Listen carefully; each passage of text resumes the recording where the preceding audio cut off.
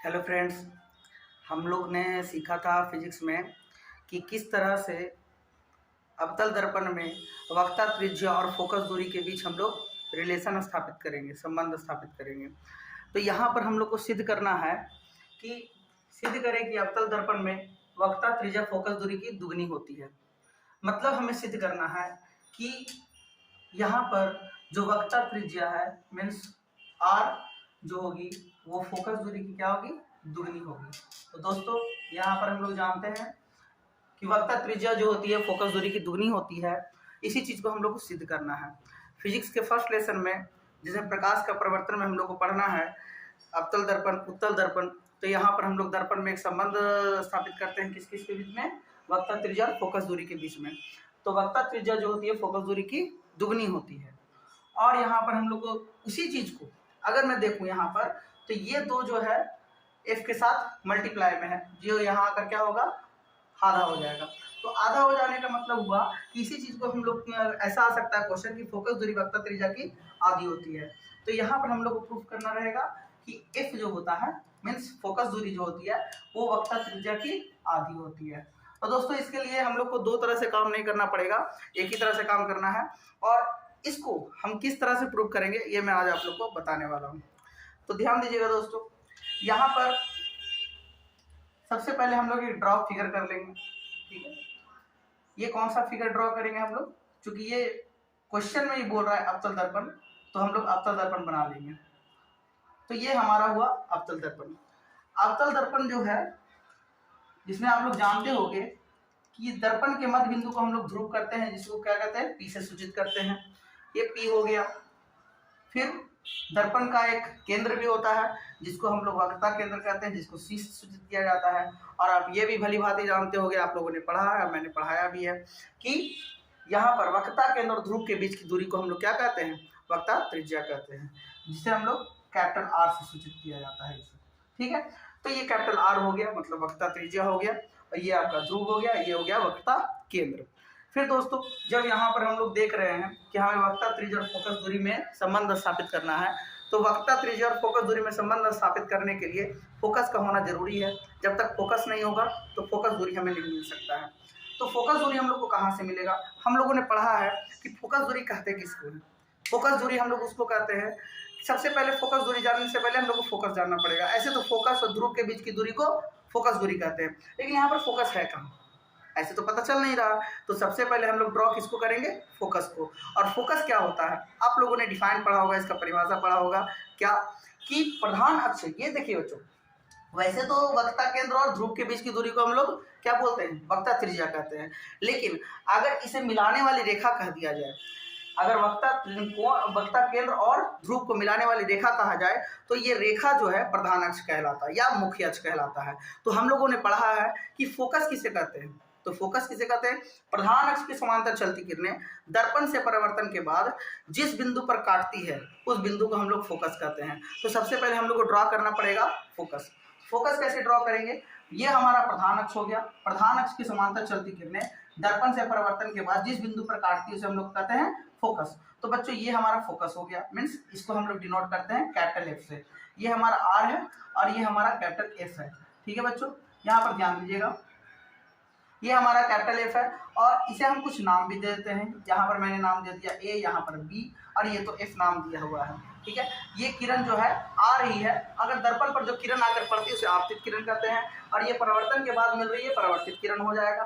ठीक है, और ये जो जिस बिंदु पर ये काट रहा है उसे हम लोग क्या कहेंगे, फोकस कहेंगे। तो बच्चों हम लोग ये भी बात जान चुके हैं कि फोकस और ध्रुव इन दोनों के बीच की दूरी को हम लोग क्या कहते हैं, फोकस दूरी कहते हैं। तो अब हमें बात करनी है कि ये आर जो है मीन्स वक्रता त्रिज्या, ये जो फोकस दूरी है मीन्स एफ, इन दोनों के बीच में संबंध कैसे स्थापित करें। इसे स्थापित करने के लिए हमें ज़्यादा एफर्ट नहीं लगाना है, कुछ बातों पर ध्यान रखना है और कुछ नहीं। सबसे पहले तो बच्चों मैं बताना चाहूँगा कि जब यहाँ पर ये आपतित किरण आकर पड़ा तो इसे हम लोग आपतन बिंदु कहेंगे, क्योंकि आपतन बिंदु किसे कहते हैं, जिस बिंदु पर आपतित किरण आकर पड़ती है उसे हम लोग आपतन बिंदु कहते हैं।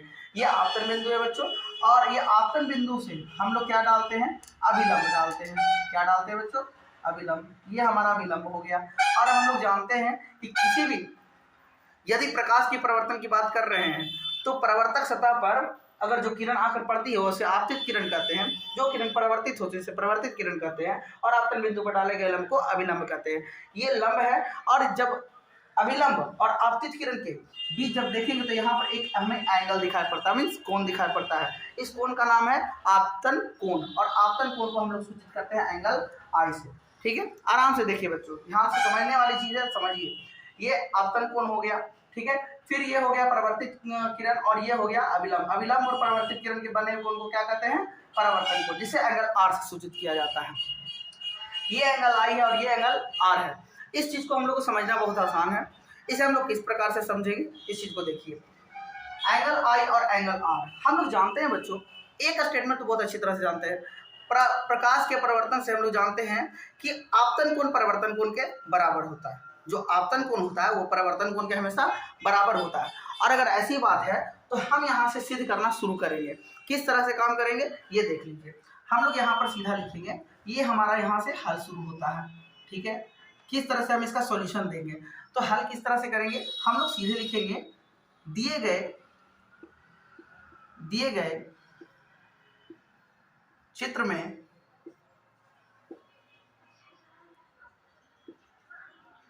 परावर्तन के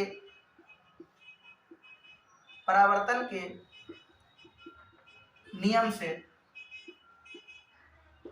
से हम जानते हैं कि एंगल आई बराबर एंगल आर होता है। इसमें कोई डाउट नहीं होना चाहिए बच्चों, क्योंकि ये परावर्तन के दूसरे नियम में हम लोग को पढ़ना है कि एंगल आई जो होता है एंगल आर के बराबर होता है। अब जब एंगल आई जो है एंगल आर के बराबर होता है तो इसका एक और नाम हम लोग लिख सकते हैं। क्या नाम लिख सकते हैं? ये एंगल आई जो है angle A B C, A B C मतलब ये हो गया, तो एंगल ए बी सी बराबर एंगल आर क्या है बच्चों, देखिए C B F, angle C B F, ठीक है। ये दोनों बराबर हो गया। अब इसे हम लोग क्या मान लेंगे, ये इक्वेशन नंबर हमारा फर्स्ट हो जाएगा, ठीक है। अब इसको देखने के बाद बच्चों एक चीज और देखिए, जैसा कि मैंने अभी बताया कि ये ए बी जो है वो इस प्रधान अक्ष के समांतर है। तो समांतर होने के क्रम में मैं आपको एक छोटी सी बात यहाँ पर बता रहा हूँ, अब देखिएगा ध्यान से कि अगर दो रेखाएं समांतर हो और कोई तिर्यक रेखा उसे काट रही हो, तो ये जो एक ही रेखा पर अलग अलग अल्टरनेट, जिसको हम लोग एकांतर भी कहते हैं, एकांतर की ओर बने हुए कोण क्या होते हैं, आपस में बराबर होते हैं। मतलब ये हुआ कि अगर ये 20 डिग्री है तो ये भी 20 डिग्री होगा, अगर ये 25 डिग्री है तो ये भी 25 डिग्री होगा, ये अगर 35 डिग्री है तो ये भी 35 डिग्री होगा। बच्चे इसमें समझने वाली बात है कि ये जितनी डिग्री का होगा ये दोनों आपस में क्या होगा, बराबर होगा। ऐसा आपने 9th क्लास में पढ़ा होगा, ठीक है। अगर आप कहोगे तो मैं इसे फिर से समझा दूंगा, है ना, और इसको मैं वीडियो बनाकर भेज भी सकता हूँ, ठीक है। तो इसको यहाँ पर ये समझना है, एक सिंपल सी बात है, ऐसे ज़्यादा इसमें दिमाग में लगाना है कि यदि दो रेखाएं समांतर हो और इसे तिर्यक रेखा कोई काट रही हो, तो अगर तिर्यक रेखा काटती है तो ये दोनों कोण क्या होते हैं, आपस में बराबर होते हैं। और ऐसे कोण को हम लोग किस तरह के कोण को कहते हैं, एकांतर कोण कहते हैं। क्या कहते हैं? एकांतर कोण। तो ये एकांतर कोण आपस में बराबर होंगे, ठीक है। तो बच्चों यहाँ पर देखिए, अगर मैं यहाँ पर देखूं तो ए बी और सी पी ये दोनों आपस में बराबर हैं। ए बी और सी पी ये दोनों आपस में समांतर है, सॉरी बराबर नहीं, समांतर है। तो समांतर होने के क्रम में अगर देखें तो ए बी और ये सी पी ये दो रेखाएं हैं, समांतर हैं, जो तिर्यक रेखा के द्वारा काटे जा रहे हैं। अगर तिर्यक रेखा द्वारा काटे जा रहे हैं तो ये कोण के बराबर होगा। मतलब बच्चों मैं कह सकता हूं कि अगर ये एंगल आई है तो ये भी एंगल आई होगा। कह सकता हूं, बिल्कुल कह सकता हूं एकांतर कोण से।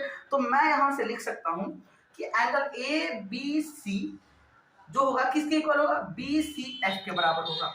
एंगल ए बी सी जो होगा एंगल बी सी एफ के बराबर होगा, ठीक है। ये कहां से लिखा मैंने, एकांतर कोण से। कहां से लिखा, एकांतर कोण से। एकांतर कोण से लिखा मैंने। एकांतर कोण से लिखने के बाद इसे हम इक्वेशन नंबर क्या मान लेंगे, 2 मान लेंगे। इक्वेशन नंबर 2 मान लिया हमने, इसे मैं इरेज कर देता हूं। एकांतर नंबर से ये दोनों ठीक हो गया। अब देखिए बच्चों यहाँ पर आप स्पष्ट रूप से देख सकते हो कि यहाँ पर LHS बराबर है तो RHS भी क्या होंगे, स्पष्टता बराबर होंगे, ठीक है। तो अगर ABC बराबर है तो CBF और BCF भी क्या होगा, बराबर होगा। तो हम लोग यहाँ पर लिख सकते हैं बच्चों समीकरण 1 और 2 से, समीकरण 1 और 2 से एंगल सी बी एफ बराबर angle B C F, angle B C F, ठीक है, सी बी एफ बराबर बी सी एफ। अगर हम लोग लिख दिए इसको, उसके बाद हमें क्या करना है, देखिए बच्चों, यहाँ पर मुझे दिख गया, यहाँ पर मैंने प्रूफ किया है सी बी एफ मीन्स ये वाला एंगल और बी सी एफ मीन्स ये वाला एंगल, ठीक है, ये दोनों आपस में बराबर है।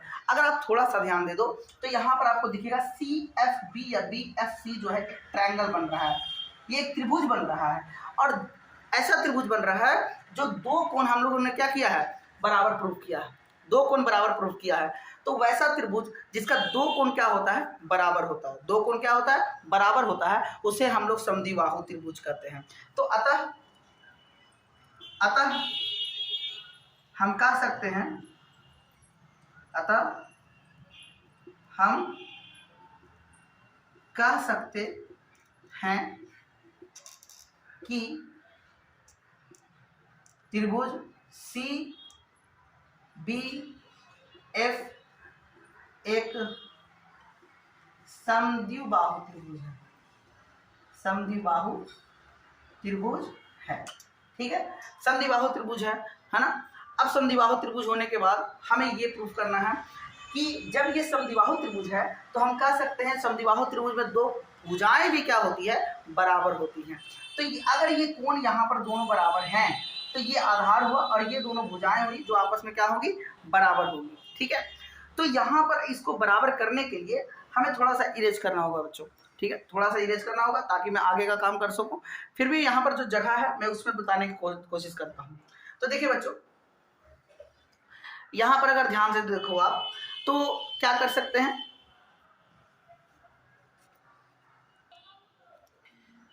देखिए बच्चों, तो यहाँ पर हम लोग कह सकते हैं कि सी एफ बराबर क्या होगा, बी एफ, सी एफ बराबर क्या होगा बच्चों, बी एफ। क्यों, क्योंकि ये एक समद्विबाहु त्रिभुज है और समद्विबाहु त्रिभुज का दो भुजा क्या होता है, बराबर होता है, दो भुजा बराबर होता है। तो सी एफ बराबर क्या हो गया बच्चों, बी एफ हो गया।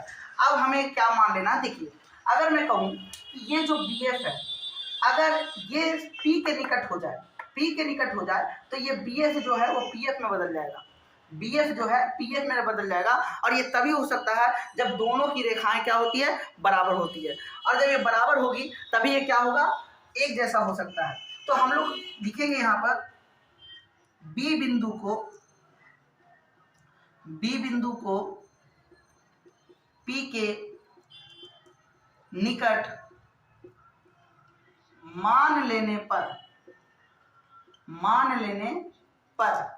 अगर बी बिंदु को पी के निकट मान लेने पर क्या हम लोग देखेंगे कि ये जो बी एफ है वो पी एफ के बराबर हो जाएगा, मीन्स पी एफ बराबर बी एफ, पी एफ बराबर बी एफ। तो आप देख सकते हो बच्चों कि बी एफ ये बराबर है, तो यहाँ पर जब आर एच एस बराबर है तो एल एच एस भी क्या होगा, बराबर होगा, ठीक है। बाकी का काम मैं यहाँ पर कर रहा हूँ बच्चों, ध्यान दीजिएगा, ठीक है। अगर बी एफ बराबर है तो सी एफ और पी एफ भी बराबर होगा। अगर मैं इसे इक्वेशन मान लूँ, इक्वेशन नंबर 3 और इक्वेशन नंबर 4, तो हम लोग लिख सकते हैं समीकरण 3 और 4 से, समीकरण 3 और 4 से सी एफ बराबर पी एफ, सी एफ जो है बच्चों पी एफ के बराबर है। अब हम अपने क्वेश्चन पर आते हैं, हमें रिलेशन प्रूफ करना है आर और एफ में। तो यहाँ पर आर जो है वो सी पी के बराबर है और एफ जो है वो पी एफ के बराबर है। तो हम यहाँ पर लिखेंगे, यहाँ पर हम लोग लिखेंगे सी पी बराबर, सी पी जो है बच्चों देखिएगा ध्यान से, सी पी जो है यहाँ से यहाँ इस पॉइंट से इस पॉइंट तक सी पी जो है वो C F plus P F के बराबर है, ठीक है, C F plus P F के बराबर है।